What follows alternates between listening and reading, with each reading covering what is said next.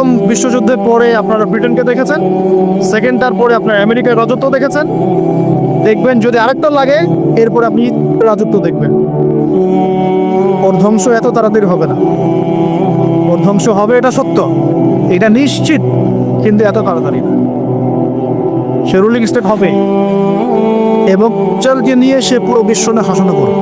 কতদিন? নবীজি বলেছেন 40 দিন। কতদিন?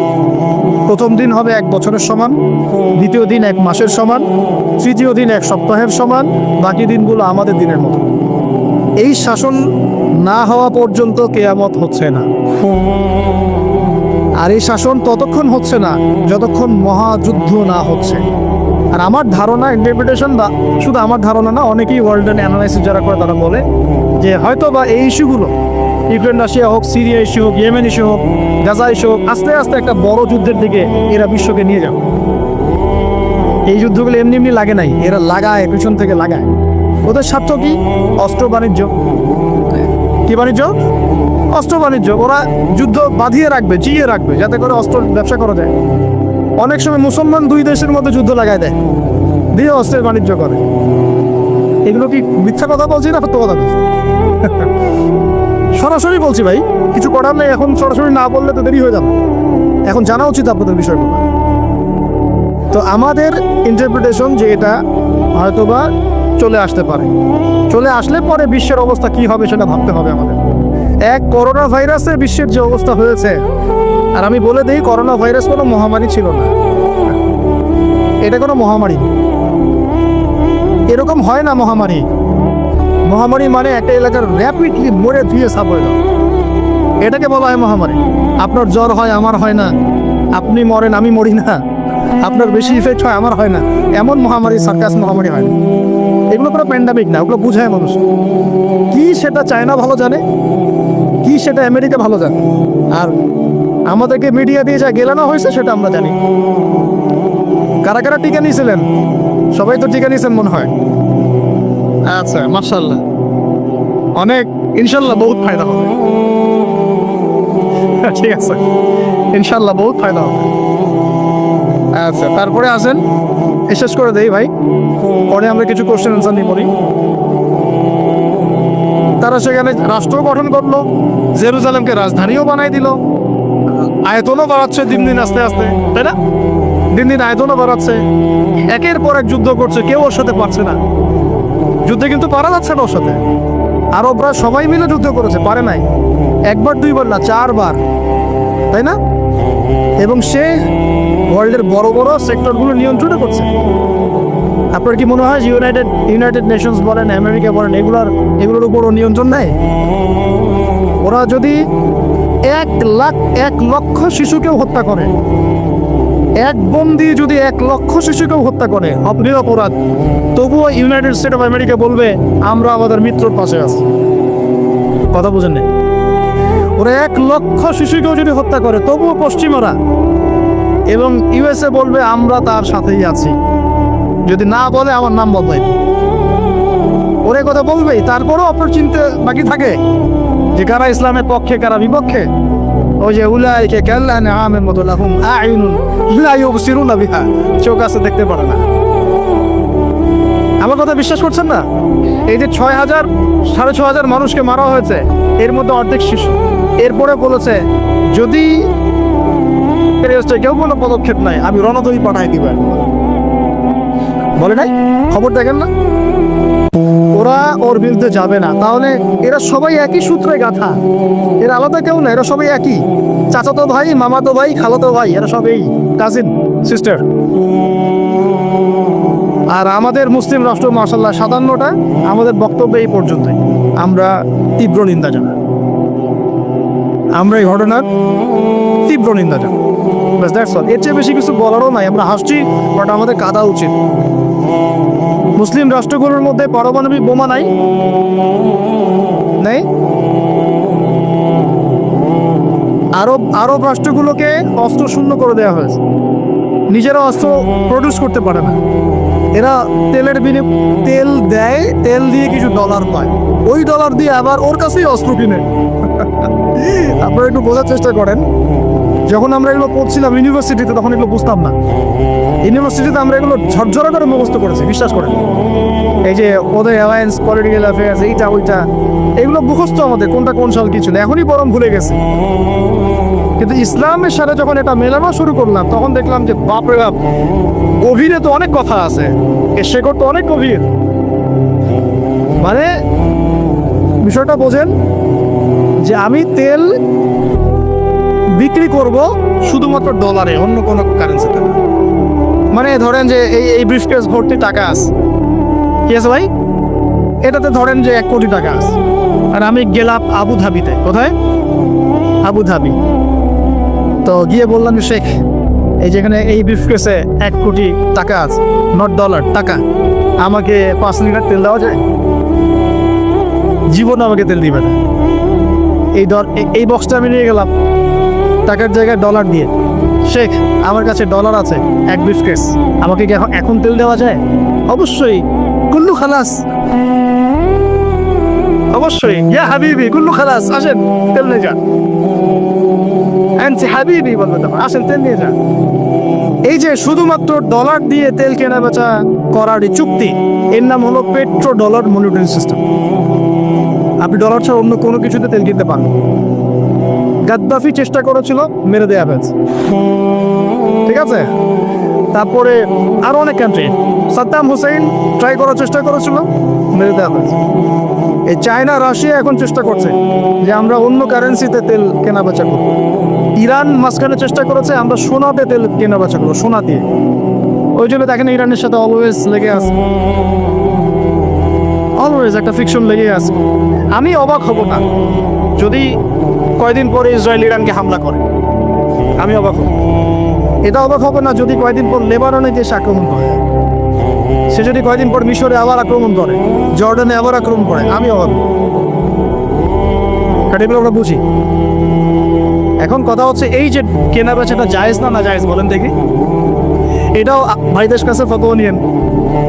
এতে করে কি হলো, ডলার হয়ে গেল সুপিরিয়র কারেন্সি, ও আধিপত্য বেড়ে গেল, আধিপত্য বেড়ে গেল। যদি আমরা টাকা দিয়ে তেল কেনা বেচা করতে পারতাম, তখন আমার টাকার মান থাকতো বেশি, ওদের মান থাকতো কম। তখন ডলারকে কেন্দ্র করে সব টাকা পয়সার মান নির্ধারণ করা শুরু হতো। বুঝতে পারছেন? এই চুক্তিটা করেছে আরবরা। কারা করেছে? আরবের গলফ কান্ট্রিরা। এর পিছনে অনেক ঘটনা আছে। বাদশাহ ফয়সাল রাহিমাহুল্লাহ তিনি তেল বয়কট করেছিলেন, তারপরেই হেনরি কিসিঞ্জার এসে এই চুক্তি করেছিল। এটা অনেক আগের কথা, এটা চতুর্থ যুদ্ধের কথা, 1973 সালের দিকের কথা। এখন এই তেলের উপর নিয়ন্ত্রণ তারা নিয়ে নিল ডলার দিয়ে। যেটা বলতে চাচ্ছি শুনে বুঝেন, আমি ডলার দিলাম আপনাকে। আপনার নাম কি ভাই? আপনার নাম কি? হ্যাঁ, সাকিব আল হাসান ভাইকে আপনি খেলাবাদ এখানে কি করছেন? আচ্ছা, সাকিব ভাইকে আমি ডলার দিলাম এক ব্রিফকেস, এবং তিনি তেলের মালিক মনে করেন। এখন ভাই আমাকে তেল দিলেন, তা আমি তেল মাশাআল্লাহ আমার দেশে নিয়ে গিয়ে বাংকার আছে, ওই বাংকারের নিচে তেল ঢুকে রিজার্ভ করে রেখে দিলাম, যাতে ভবিষ্যতে এটা কাজে লাগে। কারণ তেল ছাড়া তো বিশ্ব অচল। আপনি তেল ছাড়া এই বিশ্বে কিচ্ছু চালাতে পারবেন? কিচ্ছু চালাতে পারবেন, পুরো অচল। তো এখন ভাই তো আবার অস্ত্র শস্ত্র তার কাছে নাই, সে আমার সাথে বন্ধুত্ব করেছে। এখন আমি তাকে বোঝাচ্ছি যে আপনার তো নিরাপত্তার জন্য অস্ত্র দরকার, আপনার আশপাশে অনেক শত্রু আছে, ইরান আছে আপনার পাশে, যদি হামলা করে আপনার শত্রুরা তো অভাব নাই, তাহলে অস্ত্র কিনতে হবে না আপনার? ও বলছে হ্যাঁ কিনতে হবে। তো তাহলে অস্ত্র তো আপনি বানাতে পারেন না, সেই প্রযুক্তি আপনার নাই। আমার দেশে অনেক অস্ত্র আছে, এগুলো আপনাকে দেই, আপনি ডলার দিয়ে এগুলো কিনে নেন। প্রথমে যে ডলারটা আমি ওকে দিয়ে তেল নিয়েছি, ওই ডলারটা আমি আবার ওর কাছ থেকে নিয়ে আমার অস্ত্র দিলাম। লাভ কার? বুঝেন নাই মনে? প্রথমে আমি দিয়েছি ওকে ডলার, সাকিব দিয়েছে আমাকে তেল। সেই তেল নিয়ে আমি আমার দেশে রিজার্ভ করেছি, তেল তো আমার থাকলোই। আর আমার ডলার হলো কারেন্সি, সুপিরিয়র কারেন্সি, যা দিয়ে অন্য কারেন্সির মান নির্ধারণ করা হয়। এবার ওকে বুঝালাম তোমার অস্ত্র নাই, ও বলছে তো আমার তো প্রযুক্তি নাই, তাহলে আমাকে আপনি কিছু অস্ত্র বিক্রি করেন আমার কাছে। তা আমি কিছু অস্ত্র, আমার তো অস্ত্র অভাব নাই, আমি যত ইচ্ছা এগুলো বানাতে পারি। যেটা বানাচ্ছি ওর চেয়ে অত্যাধুনিকটা আমার কাছে আছে। ওকে এমন কিছু দিব না যেটা দিল ও আবার আমাকে আক্রমণ করতে পারে। ওকে এমন অস্ত্রই দিব যেটা আমার প্রতিহত করার ক্ষমতা আছে। ব্যালিস্টিক মিসাইল ওকে দিব না, ওকে অন্য কিছু দিব। আমি এখন ওকে অস্ত্র কিছু দিলাম, ওই যে ডলারটা প্রথমে দিয়েছি ওইটা আবার সে আমাকে দিয়ে দিল। কিছু কি বুঝলেন? এটাই চলতেছে আরবের মধ্যে। অথচ এই সার্কাসটা কিম জং উন অনেক বেশি বুঝেছে আগে। ও বলছে তোদের সাথে চলি না, আমি চায়নার সাথে চলবো, রাশিয়ার সাথে চলবো, আমি নিজে অস্ত্র বানাবো। দেখেন নাই কয়দিন আগে গোলগাপ্পুর একটা মানুষ আসে আর বলে যে এই যে বিচার চালাচ্ছে, দেখেন নাই? ও ভালো কাজ করছে তো মাশা। হ্যাঁ, আমি সে মুসলিম না, কিন্তু বলছি যে ওই সেন্সে সে ভালো কাজ করছে। আস্তে আস্তে বিশ্ব এদিকে যাচ্ছে। তবে সুসংবাদ, আমাদের জন্য সুসংবাদ হচ্ছে এই সময়টা আস্তে আস্তে আস্তে অনেক মুসলমান শাহাদাত বরণ করবে ইনশাআল্লাহ, এবং তারা জান্নাতে শহীদ হয়ে পাখি হয়ে যাবে ইনশাআল্লাহ। ওটাই তো চূড়ান্ত সাফল্য, তাই না? আমাদের বাচ্চারা মরে নাই, আমাদের বাচ্চারা জান্নাতের পাখি হয়ে আছে ইনশাআল্লাহ, আর ওদের সৈন্যরা মরে জাহান্নামের কীট হয়ে আছে ইনশাআল্লাহ।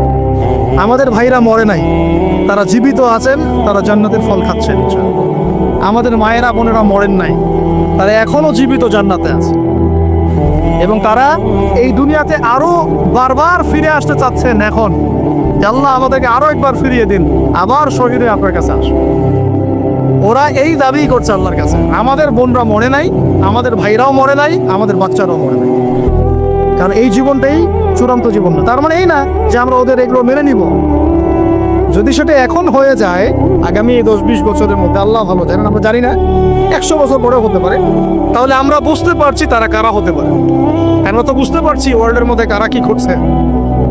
হ্যাঁ, যাদের প্রতি মহব্বত রাখলে আপনাকে আবার বলছে আপনি মুনাফিক, টাটকা মুনাফিক, তাজা মুনাফিক, অমুক মুনাফিক, তমুক মুনাফিক।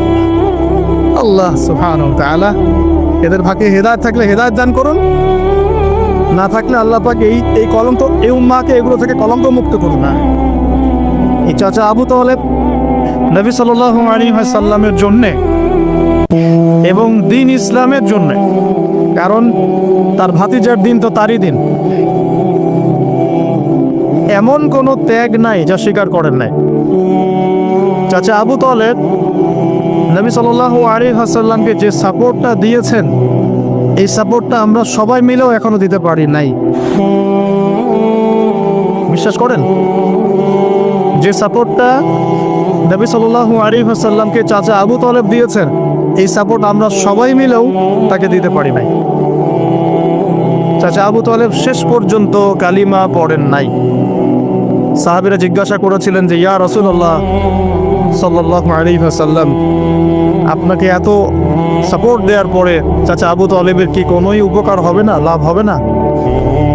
নবীজি বলেছেন সাল্লাল্লাহু আলাইহি ওয়াসাল্লাম, আমি না থাকলে আমার চাচাকে জাহান্নামের একদম অতল তলে রাখা হতো।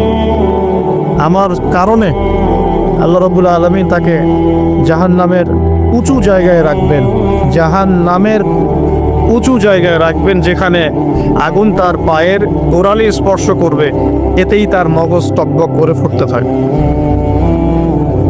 আপনারা কি আমার বাংলা ভাষা বুঝতে পারছেন? এমন কোনো সাপোর্ট নাই চাচা দেন নাই। মক্কার প্রায় 13 বছর যখন দাওয়াতে কাজ করছেন নবী সাল্লাল্লাহু আলাইহি ওয়াসাল্লাম, মানুষ গালি দিচ্ছে, কেউ থুতু নিক্ষেপ করছে, কেউ নামাজরত অবস্থায় মাথার উপরে উঠে নাড়ি ভুড়ি চাপিয়ে দিচ্ছে, কেউ বলছে এই ব্যক্তি জাদুকর, এই ব্যক্তি গণক, এই ব্যক্তি মিথ্যাবাদী, নাউজুবিল্লাহ, এই ব্যক্তি ফারিকুল জামাত বিভক্তকারী, এই ব্যক্তি মাজনুন, পাগল। তাকে আগলে রেখেছেন তার চাচা। মানুষ অর্থনৈতিক বয়কট করছে, চাচা আগলে রেখেছেন। 3 বছর সমাজ থেকে বহিষ্কার করা হয়েছে, গাছের ছাল পাতা খেয়ে থেকেছেন বনু হাশিম, চাচা আগলে রেখেছেন। চাচা ছোটবেলা থেকে তাকে এত মহব্বত করেছেন, তার ছেলেদেরকে নিয়ে যখন খেতে বসতেন, আমাদের নবী সাল্লাল্লাহু আলাইহি ওয়াসাল্লাম একটু লাজুক ছিলেন, তিনি শোরগোল করতেন না, চুপচাপ খেতেন। চাচা আলাদা করে একটা খাবার রেডি করে তাকে আলাদা করে ডেকে খাওয়াতো, কারণ সবার সামনে হয়তো সে বলতে পারছে না, লজ্জা পাচ্ছে, শাই ফিল করছে, বাবা নাই, মানুষের সংসারে হয় না, এটা আপনারা হয়তো সবাই বুঝবেন না, আমরা বুঝি। যারা বাবা বা মা ছাড়া বড় হয়েছে অন্যের সংসারে, তারা এগুলো বুঝতে পারে। নবী সাল্লাল্লাহু আলাইহি সাল্লাম এতিমদের প্রতি এত রহমদিল কেন ছিলেন? কারণ তিনি তো এতিম অবস্থায় বড় হয়েছে, তিনি তার কষ্টটা বুঝতেন। আমরা যদি এখানে যদি কেউ এতিম থাকেন, তিনি বুঝবেন এতিমের সাইকোলজি কেমন, তার চাহিদা কেমন, কষ্ট কেমন। তো বারবার বলে আসছি কয়েকদিন থেকেই, আমাদের তো কারো সন্তান মারা যায়নি, আমাদের কারো সন্তানকে তো বোম মেরে বুলেট দিয়ে গুলি করে হত্যা করা হয়নি, আমরা তো সেই লাশ দাফন করি নাই। তাহলে আমরা কিভাবে প্যালেস্টাইনের মাজলুম ভাইদের আর্তনাদ আমাদের কান পর্যন্ত পৌঁছাবে? কিভাবে পৌঁছাবে না, পৌঁছালেও কলব পর্যন্ত পৌঁছাবে না। আমার সাথে তো এটা হয় নাই। তো ওই দিকে আমি পরে আসতেছি। চাচা আবু তালেব তাকে এত মহব্বত করেছেন আমি ভাষায় প্রকাশ করতে পারবো না। আর আমরা চাচা আবু তালেব সম্পর্কে অনেক সময় আলোচনা করি, কিন্তু তার চাচির কথা ভুলে যায়। তার চাচির নাম ছিল ফাতিমা। কি নাম ছিল? এই নামে তিনি তার মেয়ের নাম রেখেছেন। এই ফাতিমা তার চাচি নবী সাল্লাল্লাহু আলাইহি ওয়াসাল্লামকে আলাদা করে ডেকে খাওয়াতেন, মহব্বত করতেন। তিনি কিন্তু তার সন্তান না, অন্য কারো সন্তান। একজন মেয়ের পক্ষে অন্যের সন্তান মানুষ করা চারটাকাটি কথা না। সতীনের সন্তানই সহ্য করতে পারে না, আর অন্য মানুষের সন্তান নিজের মতো করে মানুষ করা একটা মেয়ের পক্ষে এত সহজও না। এই কাজটা চাচি করেছে। আমি একটা জায়গায় আসতে চাচ্ছি, এত কিছু করার পরেও, সমাজের মানুষের অত্যাচার নির্যাতন সব থেকে ভাতিজাকে প্রোটেক্ট করার পরেও শেষমেশ তিনি কালিমা লা ইলাহা ইল্লাল্লাহ সাক্ষ্য দেন নাই। তো শেষে কি হলো? কালিমাটা পড়া হলো না। বারবার জিজ্ঞাসা করা হচ্ছে, চাচা আপনি কালিমাটা পড়েন, আমি আপনার জন্য আল্লাহর কাছে সুপারিশ করব। শেষমেশ তিনি বলেছেন যে না, আমি আব্দুল মুত্তালিবের ধর্মের উপরে থাকলাম না। সারা জীবন সাপোর্ট দেওয়ার পরে কালিমা পড়ে মুসলিম না হওয়ার ফলশ্রুতিতে আল্লাহর নবীজি বলছেন আল্লাহ পাক তাকে জাহান্নামের উঁচু স্থানে রাখবেন। আমরা যারা মুসলিম পরিবারে জন্মগ্রহণ করেছি, আমরা বা আমাদের মধ্যে বেশিরভাগ মানুষ এখনো এই নেয়ামতের শুকরিয়া আদায় করতে পারি নাই যে আল্লাহ পাক আমাদেরকে মুসলমান পরিবারে জন্ম দিয়েছে, কালিমা পড়ার তৌফিক দিয়েছে। আমরা সহজে যা পেয়ে যাই তার মূল্য বুঝি না। আল্লাহ পাক যে আল্লাহ পাক কি আমাকে জিজ্ঞাসা করেছিলেন যে আবু তো আদনান তোমাকে মুসলিম বানাবো না মুসলিম বানাবো? আপনাকে কি আল্লাহ পাক জিজ্ঞাসা করেছেন হে আব্দুর রহমান তোমাকে মুসলিম বানাবো না অমুসলিম বানাবো, তুমি কি চাও? আল্লাহ পাক আমাদেরকে জিজ্ঞাসা করেন নাই। নিজ অনুগ্রহে আল্লাহ পাক আমাদেরকে মুসলিম পরিবারে জন্ম দিয়েছেন। সেই মুসলিম পরিবারের মানুষ এখন কালিমা লা ইলাহা ইল্লাল্লাহের সঠিক মর্মও জানে না, তাওহীদও জানে না, শিরকও চিনে না, ইমানের রোকনগুলোও বোঝে না, ইমানের মূলনীতিও বোঝে না, ইমান ভঙ্গের কারণও বোঝে না, কোনো ক্ষেত্রে ওযু গোসলের মাসলা মাসাইলও জানে না, নামাজ পড়ার ফরজ ওয়াজিব সুন্নাত মুস্তাহাব বোঝে না, নামাজ পড়েও না। মাশাআল্লাহ, জুমার দিনে নামাজ পড়তে আসে অনেকেই, ঈদের দিনে প্রথম দেখা যায়, আর জানাজার নামাজে প্রথম দেখা যায়। আর দেখা যায় যারা এরকম নামাজ কালা পড়ে না তাদের জানাজা আবার 3-4 বার হয়। নামাজগুলো মনে বাকি শোধ করে পড়ে, রোজা রাখে না, যাকাত তো মাশাআল্লাহ প্রায় উঠে গেছে বললেই চলে সমাজ থেকে। বাংলাদেশের ধনিক শ্রেণীরা যদি যাকাত দিত 10টা পদ্মা সেতু বানানো যায়। বিশ্বাস করতেছেন না? ধনীরা যদি সত্যি সত্যি যাকাত দিত, যাকাতের টাকা পদ্মা সেতুতে দেওয়া যাবে কিনা সেটাও একটা মাসালা আর কি। আমি একটা এক্সাম্পল দিলাম আর কি। যাকাতের টাকা তো ওইটা করা যাবে কিনা এটা তো একটা মাসালা, তাই না? যাকাতের খাত তো 8টা, ইন্নামা সাদাকাতু লিল ফুকারা ওয়াল মাসাকিন ওয়াল আমিলিনা আলাইহা ওয়াল মুআল্লাফাতি কুলুব ওয়া ফির রিকাব ওয়া ফি সাবিলিল্লাহ, এরকম কয়েকটা খাত আছে। আমি একটা এক্সাম্পল দিলাম, যদি বাংলার মানুষ ধনিক শ্রেণী ঠিকঠাক যাকাত দিত, বিশ্বাস করেন সমাজে আপনি দরিদ্র মানুষ খুঁজে পেতেন। যাকাত ভিত্তিক অর্থনীতি চালু আপনি করতে পারবেন না, রাষ্ট্রীয়ভাবে পারবেন না। তবে কেন পারবেন না? কারণ প্রত্যেকটা রাষ্ট্রের উপর জাতিসংঘের নিয়ন্ত্রণ আছে। আমি ভাই খোলামেলা কথা বলার মানুষ, যদি কারো পছন্দ না হয় কিছু করার নাই, আমাকে বলতে হবে। আপনি আমার সাথে একমত হন বা না হন, অ্যাটলিস্ট শুনেন, পরে সত্য মিথ্যা আপনি যাচাই করেন, মানা না মানা আপনার বিষয়। আমি জাস্ট বলতেছি, আমি তো আপনার মস্তক দখল করতে পারবো না, আমরা তো খুবই দুর্বল। যখন উম্মার একটা সংকট চলে তখন আপনি চিনতে পারবেন কারা ইমানদার কারা মুনাফিক। ভালো অবস্থা আপনি বুঝতে পারবেন না, সব স্বাভাবিক আছে মনে করেন, এখন আপনি বুঝতে পারবেন না আসলে কে ইমানদার কে মুনাফিক। উম্মার উপর কোনো বাধা বিপত্তি আসলে তখন বুঝতে পারবেন যে আসলেই কে ইসলামের পক্ষে আছে, কে ইসলামের বিপক্ষে আছে, আর কে ভিতরে ঢুকে ঢুকে শয়তানি করতেছে। আমাদের আলোচনার টপিক এটা না, টপিকে আসতেছি। আমি একটা কথা বলতে চাচ্ছিলাম যে আল্লাহ পাক যে আমাদেরকে জিজ্ঞেস না করেই মুসলিম পরিবারে জন্ম দিয়েছেন, এই নিয়ামতের শুকরিয়া আমরা আদায় করতে পারবো না।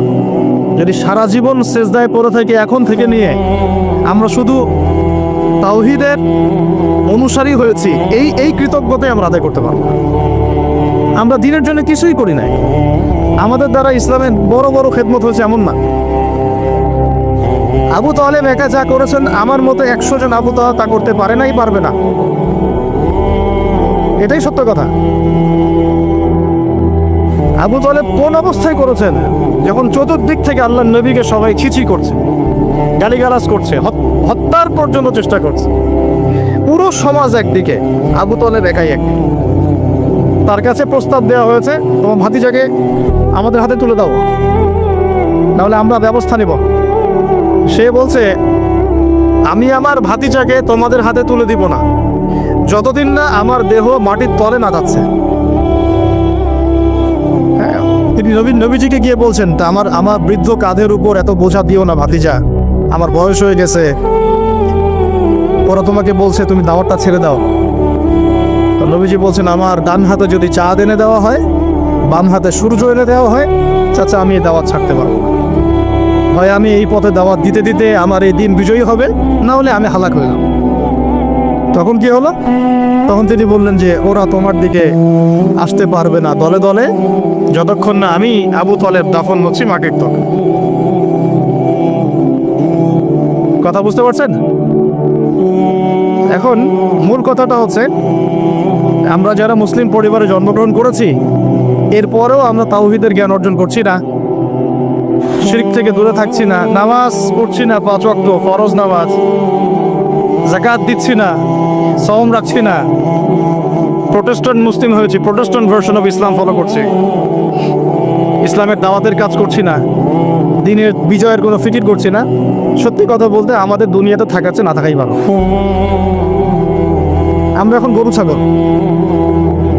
বিশ্বাস করেন আমার কথা, আল্লাহ পাক এই শব্দই বলেছেন সূরা আরাফ, সূরা আরাফের সম্ভবত 189 নম্বর আয়াত, 189। ওয়ালাকাদ বা'দা আউযু বিল্লাহি মিনাশ শাইতানির রাজিম ওয়ালাকাদ যারাকনা লিজাহান্নামা কাসীরাম মিনাল জিন্নি ওয়াল ইনস। আল্লাহ পাক বলেন, আমি প্রচুর জিন আর মানুষকে দিয়ে জাহান্নাম পূর্ণ করব। বলি নাউযুবিল্লাহ। লাহুম কুলুবুন, কেন পূর্ণ করব? তাদের কি অপরাধ ছিল? কি অপরাধে করব? লাহুম কুলুবুন, তাদেরকে কলব দিয়েছিলাম, লা ইয়াফকাহুনা বিহা, বোঝার চেষ্টা করে নাই। ওয়া লাহুম আযানুন, কান দিয়েছিলাম, লা ইয়াসমাউনা বিহা, শোনে নাই। ওয়া লাহুম আ'য়ুনুন, চোখ দিয়েছিলাম, লা ইউবসিরুনা বিহা, চোখ দিয়ে দেখে নাই। কলব দিয়ে উপলব্ধি করে নাই, কান দিয়ে বলেন শোনে নাই, চোখ দিয়ে দেখে নাই। উলাইকা কাল আনআম, এরা ছিল আনআমের মতো। আনআম কি? আনআম মানে গবাদি পশু, ক্যাটলস, গবাদি পশু। শুধু তাই না, বালহুম আদল, বরং এর চেয়েও নিকৃষ্ট ছিল। গবাদি পশুকে যে দায়িত্ব দেওয়া হয়েছে ও সেটা পালন করে। প্রত্যেক প্রাণীকে যে দায়িত্ব দেওয়া হয়েছে সেই দায়িত্ব তারা পালন করে কি না? না হলে আমরা এত বড় বড় প্রাণীর সাথে কিভাবে পেরে উঠতাম?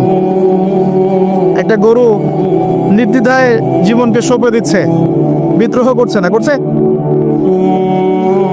তো আল্লাহ পাক এই কথা বলছেন, উলাইকা কাল আনআম, তারা হচ্ছে গবাদি পশু, বাল হুম আদল, বরং তার চেয়েও নিকৃষ্ট। কারা? উপলব্ধি করে না, দেখে না, শোনে না। এখন আমাকে উত্তর দেন দেখি, আমাদের মধ্যে এখানে কোন ব্যক্তি আছেন যে চোখে দেখেন না, কানে শোনেন না, উপলব্ধি করেন না? আমরা সবাই চোখে দেখি, এই চোখে দেখি কি না? দেখতে পাচ্ছেন তো আপনি? কানে শুনতে পাচ্ছেন কি না? আর আল্লাহ পাক কোন চোখের কথা বলছেন আর কোন কানের কথা বলছেন যেগুলো অন্ধ?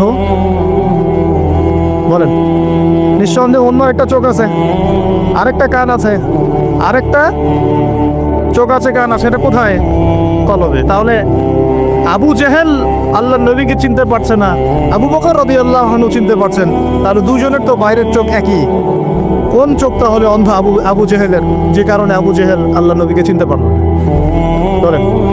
এখন বলেন, মুসলমান পরিবারে জন্ম নেওয়ার পরে আমরা যারা নামাজ পড়ি না, যাকাত দেই না, রোজা রাখি না, সামর্থ্য হয়েছে হজ করি না, জুমার দিনে আসি, ঈদের দিনে আসি, হ্যাঁ, সৎ কাজে আদেশ করি না, অসৎ কাজে নিষেধ করি না, কোরআন তেলাওয়াত করা শিখি না, রাসূলের সুন্নাহ মাফিক জীবন করি না, আর অর্থনীতি রাজনীতিতে গেলাম না, ওটা গেলামই না, বাদ, ওটা তো অনেক বড় স্কেল।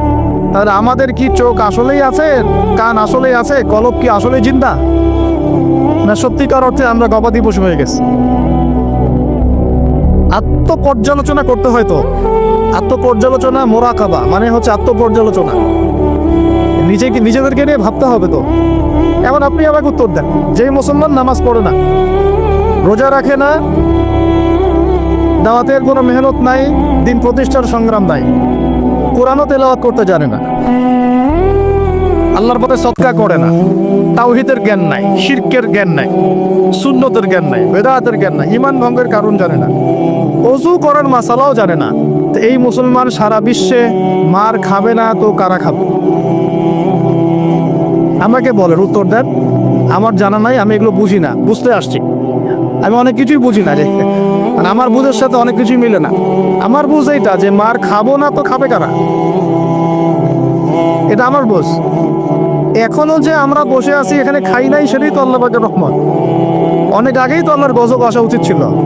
নামাজ তো আগেই ছেড়ে দিছো তুমি, যাকাত দাও না, রোজা রাখো না, রাসূলের সুন্নাতের কোনো খবরই নাই, প্রতিদিন ক্লিন শেভ করতেছো তুমি, আল্লাহ রাসূলের সুন্নাতকে জবাই করতেছো, প্রতিদিন করতেছো,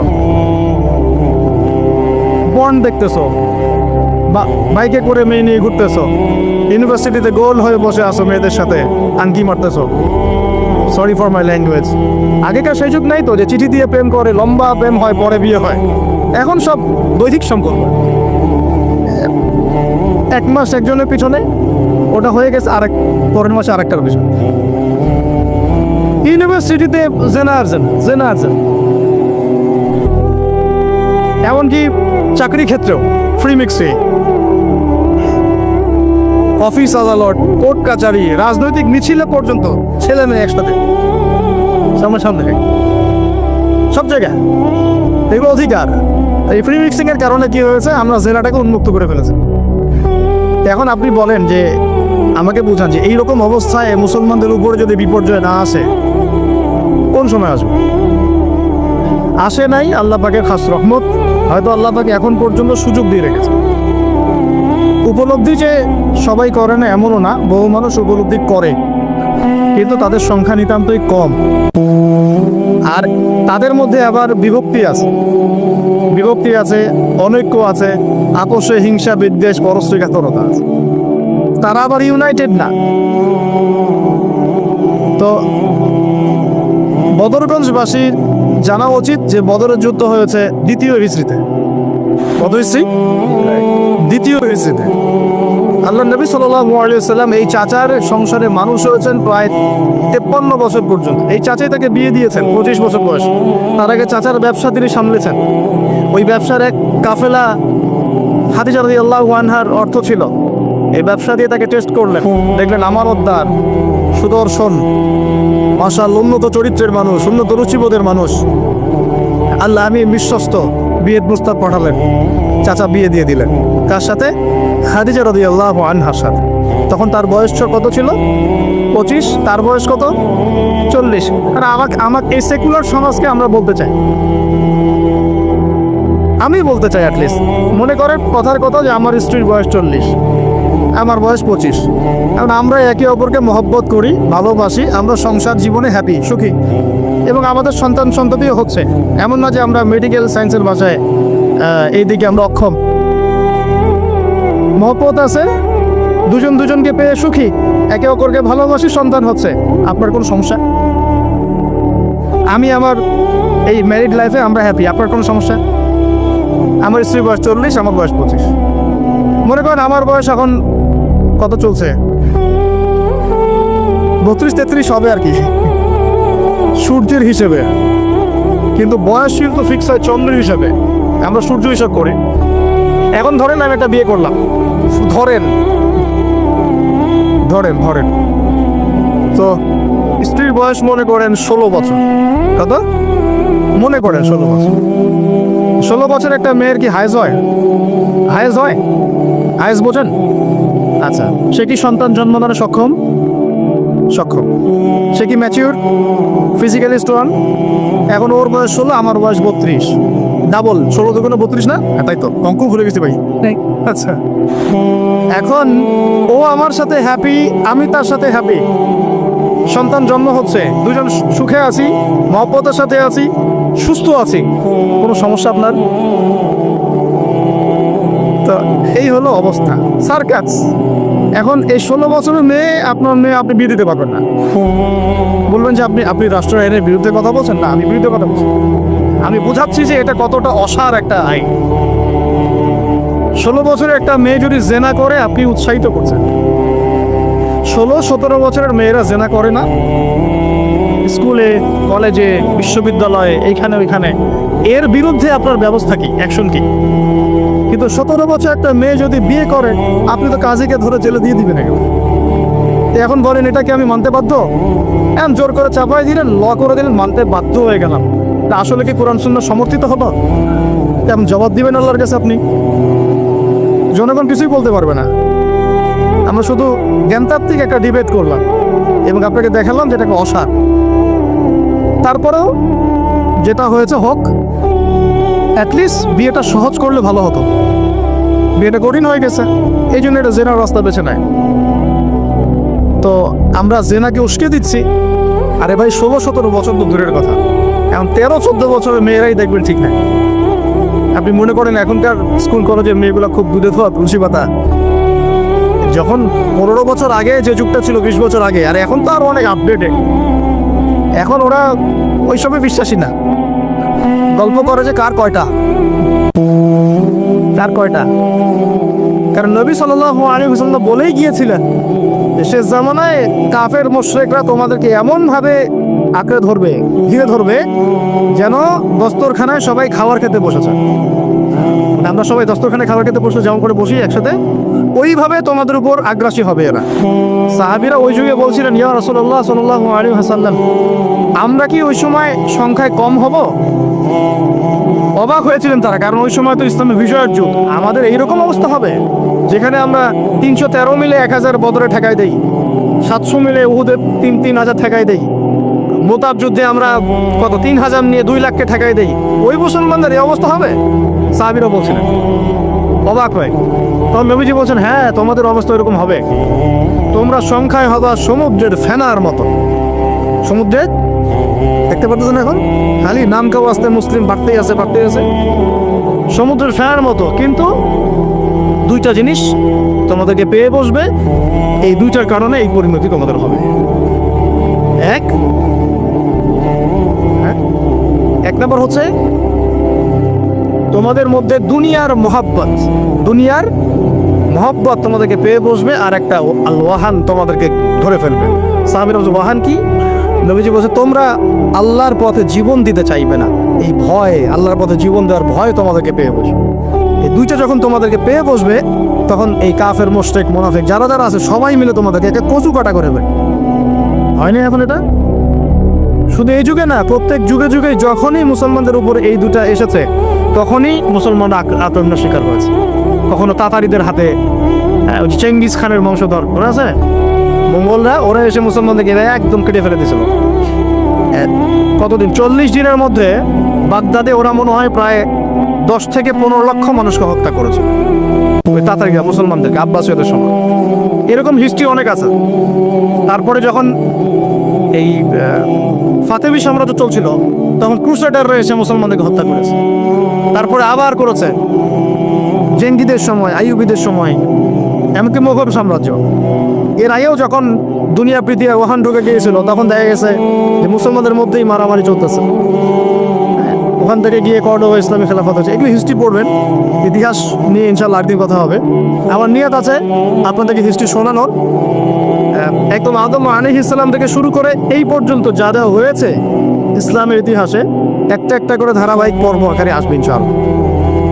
এতে করে খুব অল্প সময়, হয়তো 10 মিনিটের মাদ্রাসা এমন হতে পারে, 10 থেকে 15 মিনিটের মাদ্রাসা, এর মধ্যেই একটা একটা করে পর্বে একটা একটা করে হিস্ট্রি আসবে ইনশাআল্লাহ। যদিও খুব টাফ এই কাজটা করা এবং এটার জন্য অনেক ইনভেস্টমেন্টের দরকার, আল্লাহ পাক যেন সহজ করে দেন খাবে। তো মূল কথাটা আমি বলছি যে যখন আমরা এভাবে দুনিয়া প্রেমে ঢুকে গিয়েছি এবং আল্লাহর পথ থেকে সরে আসছি, মার খেতে হয়েছে। এখন আমাকে বলেন তো দেখি, আমরা কি আমাদের অবস্থার উন্নতি চাই না? এতক্ষণ যা বুঝালাম এ থেকে বুঝতে পারলেন যে দিন এখন শুধু একটা নিভু নিভু বাতির মতো জ্বলছে। গুটি কয়েক মানুষের মধ্যে হক সীমাবদ্ধ হয়ে যাচ্ছে। প্রবলেমগুলোকে আপনারা ফাইন্ড আউট করতে পারেন। প্রবলেমগুলো দেখেন, সারা বিশ্বে ইসলামী কোনো খেলাফত আছে? ইসলামের কোনো ঐক্য আছে? একজন আমিরুল মুমিনিন আছে? একটা জামাআ আছে? একটা ইমারা আছে? আমাদের কি অর্থনৈতিক শক্তি আছে? ভিত্তিটা নাই। পুরো বিশ্বের রাজনৈতিক ক্ষমতাকে আমরা নিয়ন্ত্রণ করি না। পুরো বিশ্বের মিডিয়াগুলো কি আমাদের? এমনকি যেগুলোতে রেকর্ড করছেন যে ফোন আপনার হাতে, সেটাও তাদের। এটাও কাদের? তাদের। পুরো বিশ্বের যে ফিলোসফিক্যাল থটসগুলো আছে, দর্শন, এই দর্শনগুলো আমাদের চলছে না ওদের চলছে? সব পশ্চিমা দর্শন চলছে না? এই যে নাস্তিকতা, কাদের দর্শন? আমাদের। এই যে সেকুলার কনসেপ্ট, কাদের দর্শন? আমাদের দর্শন। এই যে সো কল ডেমোক্রেসি, কাদের দর্শন? আমাদের। এই যে ন্যাশনালিজমে আমরা ভুগছি, সবাই জাতি চিন্তা করি।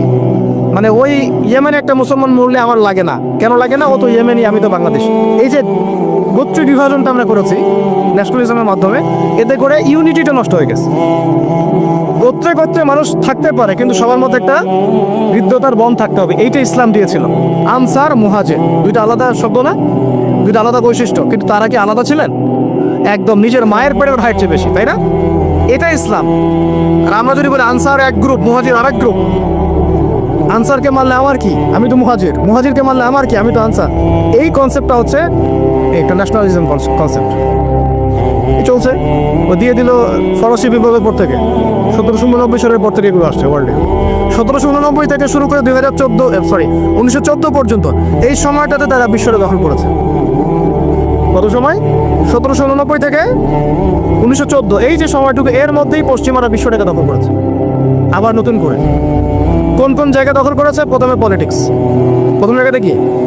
পলিটিক্স। তারপরে সামরিক শক্তি, ওদের মানে এক্সট্রাঅর্ডিনারি সামরিক শক্তি তারা বিশ্বকে দেখিয়েছে।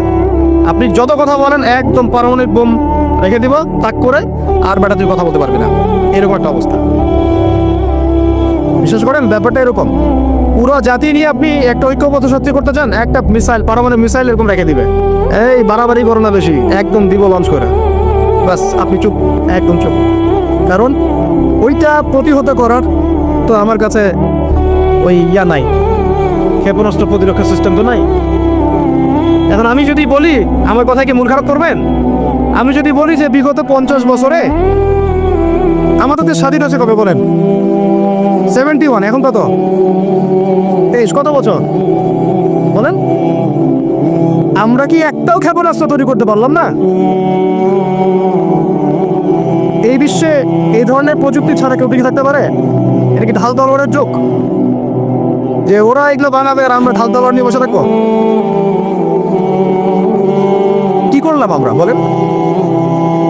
আপনারা তো রাগ করেন কথা বললে, রাগ না করে একটু ভালো করে মন দিয়ে শুনেন না, মন দিয়ে চিন্তা করেন না। কি করলাম আমরা এতদিনে? আমাদের 50টা ক্ষেপণাস্ত্র থাকার কথা ছিল, আমাদের 50টা পারমাণবিক অস্ত্র থাকার কথা ছিল। কিসের ভিত্তিতে আমরা লড়াই করব? কিসের ভিত্তিতে আমরা লড়াই করব? মিয়ানমার যদি আমাদেরকে কালকে চাপ দেওয়া শুরু করে, আমরা কিসের ভিত্তিতে লড়াই করব? কি নিয়ে লড়াই করব? এমনকি পুরো মুসলিম বিশ্বের বড় বড় পরাশক্তিগুলোর সাথে আমাদের সম্পর্ক কতটুকু ভালো?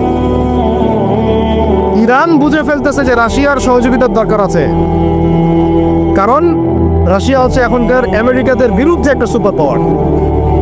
তাই না? অনেক কান্ট্রি এখন ওদের সাথে যুদ্ধ করতে গেলে রাশিয়ার সাথে বন্ডিং করে। এটা ওয়ার্ল্ড অ্যাফেয়ার্স। আমরা বিগত 50 বছরে কি করতে পারি না, ব্যর্থতার ইতিহাস রচনা করা যাবে। কি বলতেছেন আপনি? কি বলতে চান? এটা রচনা করা যাবে একটা ইতিহাস। পদে পদে দুর্নীতি করেছে, পদে পদে টাকা আত্মসাৎ হয়েছে, পদে পদে হক নষ্ট করা হয়েছে। এগুলো সব আমাদের সম্পদ ছিল, জনগণের ছিল। আমি কোনো পলিটিক্যাল পার্টি করি না, কখনো করিও নাই, আমার করারও কোনো শখ নাই। কিন্তু একজন আম জনগণ হিসেবে, সাধারণ জনগণ হিসেবে এই কথাগুলো বলছি। প্রত্যেক পদে পদে দুর্নীতি, টাকা আত্মসাৎ, সিস্টেম লস। কেন? একটা ছেলে যোগ্যতা আছে, চাকরি পাবে না কেন? ওই ছেলের যোগ্যতা আছে, কেন চাকরি পাবে না? আপনি আল্লাহর কাছে কি জবাব দিবেন? আপনারা বলেন, আপনারা আল্লাহর কাছে কি জবাব দিবেন? ওর যোগ্যতা আছে, কেন সে পেল না?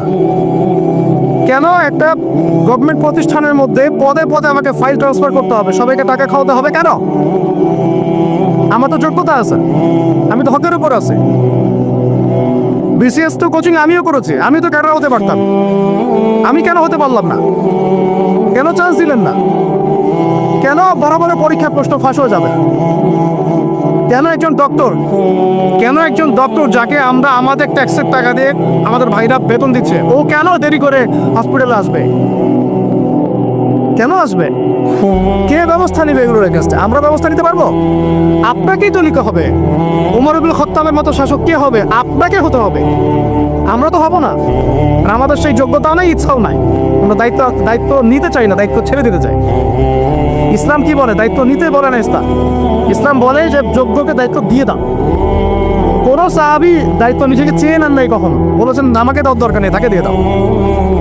আবু বকর সিদ্দিকের পর ওমর ইবনুল খাত্তাব পর্যন্ত বলছিলেন আমাকে দিয়েন না, প্রয়োজন আলীকে দেন, উসমানকে দেন। উমরের মতো মানুষ এই কথা বলছিলেন। আর আমরা এখন কি করি ভাই? আমার চরিত্র সবচেয়ে ভালো, আমারে দেন, আমারে। খালি কিয়ামতটা হয়ে যাক, আল্লাহ পাক দাঁড় করাবেন সবগুলোকে সিরিয়ালে, দেখা যাবে কে কি জবাব দিতে পারে, দায়িত্ব কতটুকু বুঝিয়ে দিতে পারে, এটা দেখা যাবে। কেন এটা হবে? আমার কথা রাগ করেন না প্লিজ। এখন আমাদের 50টা পারমাণবিক অস্ত্র থাকার কথা ছিল, অ্যাটলিস্ট না থাকুক 5টা তো থাকার কথা ছিল। ওরা যদি আমাকে তাক করে রাখে, আমিও তাক করে রাখতাম। বেটা তুই মানলে আমি মাইরে দিব, যা। উত্তর কোরিয়ার মতো একটা কান্ট্রি, আমার সাবজেক্টে এগুলা, আমরা ইউনিভার্সিটিতে এগুলোই পড়েছি। ও একটা কান্ট্রি, কতটুকু কান্ট্রি জানেন? উত্তর কোরিয়া দক্ষিণ কোরিয়া একসময় মারামারি করতো, এই মারামারি লাগিয়ে দিয়েছিল পশ্চিমারা। পরে উত্তর কোরিয়ার প্রেসিডেন্ট ওই বলা থেকে বের হয়ে যায়, বলা থেকে বের হয়ে চায়নার সাথে বন্ডিং শুরু করে, রাশিয়ার সাথে বন্ডিং শুরু করে ওদের সাপোর্টে সে আস্তে আস্তে আস্তে নিউক্লিয়ার ডিভাইসগুলো তৈরি করা শুরু করেছে।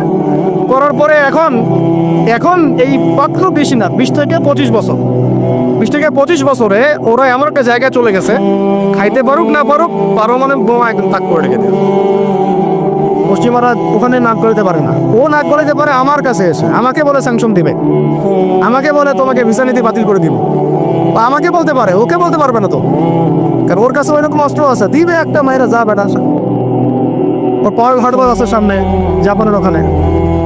কারণ এটা এমন একটা বিষয় যে একটা যদি সে মারে আর এও তো একটা মারতে পারবে, একটা বোমা পড়লে পুরো জাতি একদম মুহূর্তের মধ্যে ছাই হয়ে যাবে, ছাই। এই জন্য এটা যুদ্ধ এত সহজে কেউ যেতে যাবে না। এটা হচ্ছে একটা মনস্তাত্ত্বিক শক্তি যে আমার কাছে আছে, তুই মারলে কিন্তু আমি মারতে পারি। এই মনস্তাত্ত্বিক শক্তিটাই দরকার ছিল, এখন নাই। আর ভাই এগুলো আমাদেরও তো অনেক দোষ, সব কিছু তো আমরা মানুষের উপর চাপাই দিয়ে বসে থাকি। আমরা যখন অ্যানালাইসিস করতে বসি সবাই মনে হয় যে বিজ্ঞ পণ্ডিত, কিন্তু আপনি তো দায়িত্ব নিয়ে সামনে আসছেন না, আপনি তো পড়াশোনা করে উপরে আসছেন না, আপনি তো জ্ঞান অর্জন করে মানুষকে বোঝানোর চেষ্টা করছেন না। আমরা তো আমাদের দায়িত্ব পালন করছি না, করছি কি? আল্লাহ পাক আমাদের সবাইকে বিচক্ষণ হওয়ার তৌফিক দান করেন। কয়টা সায়েন্টিস্ট তৈরি হয়েছে আমাদের? বলেন, কয়টা সায়েন্টিস্ট তৈরি হচ্ছে আমাদের জাতির মধ্যে? নাস্তিক তো ভরি ভরি তৈরি হচ্ছে। কয়টা সায়েন্টিস্ট তৈরি হয়েছে আমাদের ইউনিভার্সিটিগুলোর মধ্যে? কয়েকজন অর্থনীতিবিদ তৈরি হয়েছে ইউনিভার্সিটিগুলোর মধ্যে। আমি তো পড়েছি ইউনিভার্সিটি, ছেলে মেয়ে একসাথে বসে গান গল্প করে, বাদাম খায়, কোনো কোনো সময় স্যার আর মেয়ে, স্যার আর ছাত্রীর প্রেম হয়ে যায়। আমি বলছি না কিছুই হয় না, পড়াশোনা তো হয়, সিস্টেম তো অনেক সুন্দর, টাকা পয়সাও সরকারি অনেক খাচ্ছেন আপনারা। কিন্তু এখন কথা হচ্ছে গভর্নমেন্টের যে এত টাকা পয়সা খাচ্ছেন, রেজাল্টটা কি দিচ্ছেন? কি জাতীয় উপহার দিচ্ছেন আপনারা? কোন প্রজন্ম উপহার দিচ্ছেন? এগুলো কি গভর্নমেন্ট টাকা আপনারা কি মনে করেন? এই ট্যাক্সের টাকাকে কি মনে করেন? এগুলো মানুষের আমানত, রক্ত ঘাম করা পয়সা। আপনাকে বেতন দেওয়া হচ্ছে, আপনাকে ফ্ল্যাট দেওয়া হচ্ছে, আপনাকে গাড়ি দেওয়া হচ্ছে, ওগুলোর দিকে তো চোখ দেন না। আমরা একটা এক্সকরোলা গাড়িতে চললেই একদম নজরদারির মতো চলে আসি। এই গাড়ি কোথেকে আসলো? আমার গাড়ির দাম তো 6 লাখ টাকা না 7 লাখ টাকা, আপনার গাড়ির দাম তো 50 লাখ টাকা। আর এইগুলো আমাদেরকে মানুষ ভালোবেসে হাতিয়ে দিয়েছে। আপনাকে ভালোবাসা না দিলে আমি কি করতে পারি? আমার কিছু করার আছে? তো মূল জায়গাগুলো তো আমরা দেখি না। সব সমস্যা ইসলামকে নিয়ে চুলকানি নাকি? খালি ইসলামকে নিয়ে চুলকানি হয়? মূল জায়গায় আসেন। আমি বলেছি, চ্যালেঞ্জ করেছি, একটা মারের মধ্যে আপনি সমস্ত সেকুলার মহলের টিচারদেরকে একত্রিত করেন। আপনি উদ্যোগ নিয়ে করেন দেখি, করে সবার কোরআন তেলাওয়াত টেস্ট করেন। আমি চ্যালেঞ্জ করতেছি 10% কোরআন তেলাওয়াত ঠিক থাকবে না। আর তাদের হাতে আপনি একটা জাতি করতেছেন, তাহলে শিক্ষা তো এই অবস্থা হবেই। ব্যাংলার তো আপনাকে শিখাবেই, আর কি শিখাবে? ইসলাম এবং জেনারেল শিক্ষা, ইসলামী শিক্ষা, এইটাকে সমন্বয় করাটা এখন সময়ের দাবি হয়ে গেছে। এই দুটাকে সমন্বয় না করতে পারলে আল্লাহর কসম এই জাতিকে বাঁচাতে পারবেন না আপনি। এখন টিকটক দেখতেছেন, সামনে কোন কথা আসবে আল্লাহ ভালো জানে, আল্লাহ ভালো জানে। এখানে আপনার ঘরেও তো দেখবেন যে এত অপদার্থ পয়দা হয়ে গেল। কত এরকম ছেলে তার বাবা মাকে বৃদ্ধাশ্রমে পাঠিয়ে দিল, সন্তানের হাতে মা খুন হলো। এই তো কয়েকদিন আগে পুলিশ অফিসার খুন হয়েছিল এক সন্তানের হাতে, মনে নাই আপনাদের এগুলো? আর আমরাই তো আমাদের ঘরে সাপ তৈরি করতেছি। ভাববেন না যে এগুলোর ফলে শুধু সমাজে একটা প্রভাব বিস্তার হবে, আমার ঘরে কিছু হবে না, কখনো না। আমিও এফেক্টেড হব, আমার ঘরেও আসবে। এখন আল্লাহ রাব্বুল আলামিনের কাছে গেলে দোয়া করতে পারি আমরা, আল্লাহ পাক যেন আমাদেরকে এমন যোগ্য ব্যক্তি উপহার দেন আল্লাহর পক্ষ থেকে। যেই হোক সে XYZ, হুএভার হি ইজ, আমরা কোনো দলের মানুষ না, কোনো পলিটিক্যাল পারসন না। XYZ যে হোক না কেন, আমাদের সৎ, যোগ্য, ইমানদার মানুষ, সৎ, যোগ্য, ইমানদার মানুষ যারা তাদের এই ক্ষমতাটাকে, এই প্রতিভাটাকে দিনের জন্য কাজে লাগাবে ইনশাআল্লাহ। এরকম মানুষ চান না আপনারা? এটা দোয়া করতে হয়, আল্লাহ যেন কবুল করেন, আমিন। আর আমাদেরকেও হতে হবে আনুগত্যশীল, এবং আমরা শান্তিপূর্ণ কোনো পরিবেশের মধ্যে বিদ্রোহ করতে যাব না। কারণ এগুলো করলে রাষ্ট্রের আরও ক্ষতি হয়, উপকারের চেয়ে কি হয়? ক্ষতি বেশি হয়। আমরা দোয়া করব, চেষ্টা চালাবো, আল্লাহ রাব্বুল আলামিনের কাছে মুজাহাদা চালিয়ে যাব, এবং আমরা গঠনমূলক সমালোচনার মধ্য দিয়ে আমরা তাদের কাজের পজিটিভ নেগেটিভ বিষয়গুলো উপস্থাপন করতে পারি। এরপর যদি তারা দাওয়াত কবুল না করে, তাদের কবর তাদের, আপনার আমার কবর আমাদের। লাকুম দীনুকুম ওয়ালিয়া দীন। ব্যাস, এটা আমাদের দায়িত্ব। এখন আমার কথাটা আমি গুছিয়ে নিব, কনক্লুশনের দিকে একটু আমার দিকে মনোযোগ দেন। আর শেষে গিয়ে আমি আপনাদেরকে 5টা প্রশ্ন করবো। কয়টা ভাই? সেরা 5 জন, যে 5 জন অ্যান্সার দিতে পারবেন তাদের জন্য আমি হাদিয়া নিয়ে আসছি। 5টা বই আমি আমার পক্ষ থেকে উপহার দেবো ইনশাআল্লাহ। ঠিক আছে? এই যে লেকচারটা দিয়েছি এর উপরেই 5টা প্রশ্ন হবে ইনশাআল্লাহ। দেখবো কে কতটুকু লেকচার শুনেছেন। কনক্লুশনটা এখন শোনেন। পুরো বিশ্বের প্রেক্ষাপটটা এখন আমাদের অনুকূলে না। আমার সাথে বলেন তো কি বললাম? পুরো বিশ্বের প্রেক্ষাপটটা আমাদের অনুকূলে না। বিশ্বের বড় বড় সেক্টরগুলো মনে রাখবেন, বড় বড় সেক্টরগুলো হচ্ছে 1 রাজনীতি, 2 ভূ রাজনীতি, 3 অর্থনীতি, 4 সংস্কৃতি, 5 শিক্ষা এবং 6 প্রযুক্তি। কটা বললাম? 6। এই প্রতিটা বিষয়ে এখন আমরা নিয়ন্ত্রণ করি না, এটাই বাস্তব, এটাই সত্য। কারা নিয়ন্ত্রণ করে? ইসলামের দুশ্মনরা করে, ইসলামের দুশ্মনরা করে। তো এরা হচ্ছে এই বিষয়গুলো নিয়ন্ত্রণ করে, প্রতিটা বিষয়, প্রত্যেকটা বিষয়, ব্যাংকিং সিস্টেম থেকে শুরু করে পলিটিক্যাল অ্যাফেয়ার্স, এভরিথিং। আমাদের হাতে কিছু নাই, কিন্তু আমরা বললাম যে ফিউচারে ঈসা আলাইহিস সালাম আসবেন এবং এটা কায়েম করবেন। এই তো কনক্লুশন। তাহলে মাঝখানে যে সময়টা বাকি আছে, এই সময়টাতে কাদের হাতে বা কোন বৈশিষ্ট্য ধারণ করতে পারলে আমাদের হাতে এই বিজয়টা হবে? এই তো প্রশ্ন, না? এই না বিষয়টা? লাস্ট 100 বছর থেকে ওরা এই মিশনে হাঁটতে মোটামুটি এখন 70-80% জায়গায় কিন্তু দখল করে ফেলে নাই? ওইটা আরেকটা ইস্যু। এখন মূল কথায় আসেন। তাহলে আমরা ফিউচারটাও জানি, বর্তমানটাও বুঝতে পারছি। মাঝখানে একটা প্রজন্ম দরকার, আমরা যদি আল্লাহর কবুলিয়ত পাই, হয়তো আমরা যদি এই সময়টা পেয়ে যাই, যদি আমরা না পাই আমাদের ফিউচার জেনারেশন, যদি তারা না পায় তাদের ফিউচার জেনারেশন, এইভাবে হয়তো চলতে থাকবে। কখন সেই প্রজন্ম আসবে আর কোন বৈশিষ্ট্য তাদের থাকবে, এর আগে আমি জাস্ট আপনাদেরকে দুইটা আয়াত শোনাচ্ছি। এক, আল্লাহ পাক বলছেন ইন তানসুরুল্লাহ ইয়ানসুরকুম, সূরা মুহাম্মাদে আছে, তোমরা যদি আল্লাহকে সাহায্য করো আল্লাহ তোমাদেরকে সাহায্য করবে। আমার সাথে বলেন, তোমরা যদি আল্লাহকে সাহায্য করো আল্লাহ তোমাদেরকে সাহায্য করবে। মানে আল্লাহর কি সাহায্যের দরকার আছে? তোমরা আল্লাহকে সাহায্য করো বলতে তোমরা যদি আল্লাহর দ্বীনকে সাহায্য করো, তোমরা যদি আল্লাহ দ্বীনকে সাহায্য করো আল্লাহ তোমাদেরকে সাহায্য করবেন। ওই উসাব্বিত আকদামাকুম, তোমাদের পা আল্লাহ পাক শক্ত করে দিবে ইনশাআল্লাহ। একটা। দুই নম্বর, ইন্নাল্লাহ লা ইউগাইয়িরু মা বিকওমিন হাত্তা ইউগাইয়িরু মা বিআনফুসিহিম, আল্লাহ পাক কোনো কওমের কোনো জাতির অবস্থা ততক্ষণ পর্যন্ত পরিবর্তন করেন না, সংশোধন করেন না, যতক্ষণ তারা নিজেরাই নিজেদের অবস্থা পরিবর্তনের চেষ্টা না করে। আয়াত তো পরিষ্কার।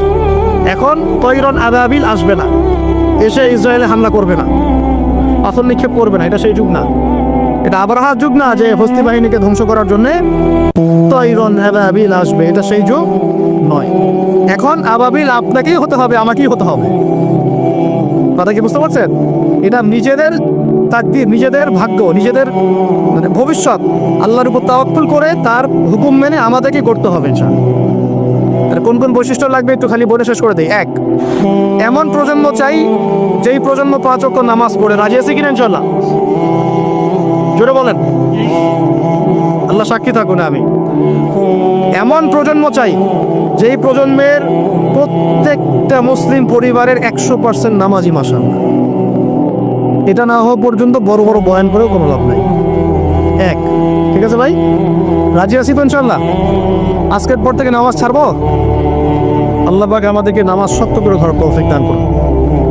আর নামাজটা ভালো করে শিখে নেবেন, ধীর স্থিরভাবে পড়বেন, তাড়াহুড়া করবেন না, ঠিক আছে? 3G 4G না, শান্তভাবে পড়বেন। দুই, আমরা এমন প্রজন্ম চাই যেই প্রজন্মের 100% মুসলমান কোরআন তেলাওয়াত করতে পারে। রাজি আছি কিনা ইনশাআল্লাহ? আগামী বছর ওয়াজ করতে আসার আগেই আপনাদের সবার কোরআন তেলাওয়াত সহি চাই ইনশাআল্লাহ। রাজি আছেন ইনশাআল্লাহ?